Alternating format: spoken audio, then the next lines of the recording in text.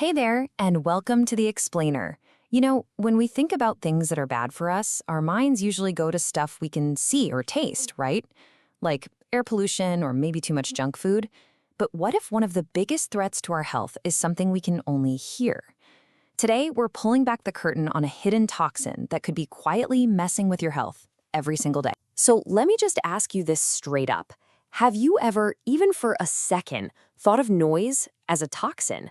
I mean, it's invisible, it's all around us, but we're about to discover that its effect on our bodies can be just as real as any chemical we'd go out of our way to avoid.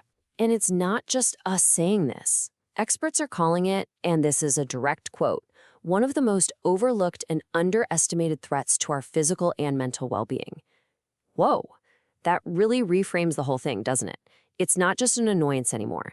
It's a silent saboteur working against us in ways we're just now starting to get. Okay, so to really get a handle on this hidden threat, we need to be super clear on what we're actually talking about.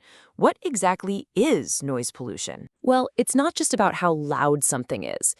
The key, the real definition, boils down to one simple word: unwanted. See, noise pollution is any sound that you don't choose and that disrupts your body's natural flow. It's not the music you put on to relax. It's the intrusive sound you just can't get away from. And once you start listening for it, you realize this stuff is everywhere. It's the hum of traffic just outside your window.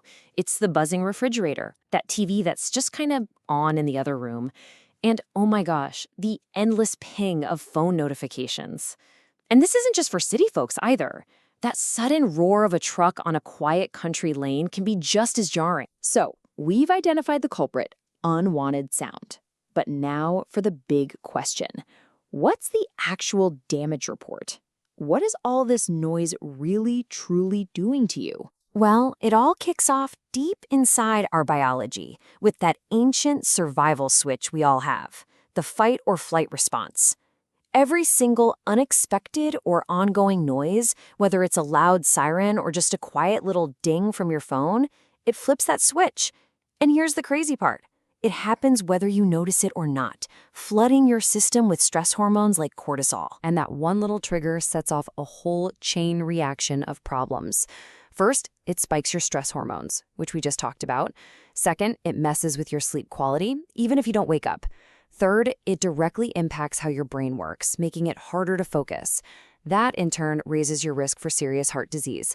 And finally, it hammers your mental health, making things like anxiety feel so much worse. It's all connected. Let's just zero in on that first domino for a second: stress. When your body is constantly churning out cortisol because of noise, it's like you're redlining a car engine 24/7. What happens? You burn out. That constant stress leads to chronic fatigue, way more inflammation in your body, and it weakens your immune system, which is why you might find yourself catching every little thing that goes around. Now, this is where noise gets really sneaky when you're asleep. You might think you're knocked out, totally resting, but what's actually happening is that your brain hears that background noise and stays on a low-grade alert all night long. It stops you from getting into that deep restorative sleep your body desperately needs to repair itself. And the physical fallout it's pretty serious, especially for your heart. We have decades of research showing a really clear connection here. Living with chronic noise leads to a much higher risk of developing high blood pressure, irregular heartbeats, and even stroke. This isn't a theory, it's a documented physiological fact. Okay, I know that was a lot of bad news, but listen. The point of this isn't to scare you. It's to empower you. It's about taking back control. So let's flip the script and build your defense plan. What can we actually do about it? And here's the good news. You don't have to go move to a cabin in the woods. It's all about making small, totally doable changes. We can create little quiet rituals. We can do simple things to soundproof our sleep space. We can make a point to unplug from all that digital noise.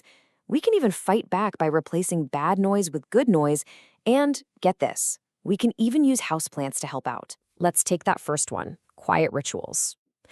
This doesn't mean you have to meditate for hours. We're literally talking about 10 to 15 minutes a day.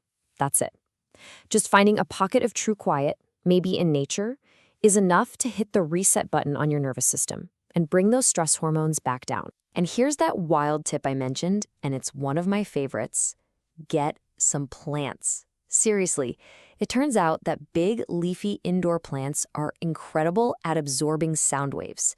They literally act like a beautiful, living, natural sound dampening system for your space. How cool is that? So, we've looked at the threat, we've seen the damage, and we have a defense plan. What's the final clue here? How do we tie this all together for you right here, right now? I want you to just think about your own life for a second. Do any of these things sound a little too familiar? That feeling of brain fog you can't shake? Trouble sleeping? Feeling irritable for no good reason? Maybe your blood pressure is creeping up. If you're nodding along, then consider this. Maybe the cause isn't what you think it is. The solution might not be a new supplement or a different diet. The answer might just be a quieter you, a quieter environment. So here's the thought I want to leave you with. What if the real key to feeling better isn't about what you add to your life, but the noise you take away? Thanks for joining us on The Explain.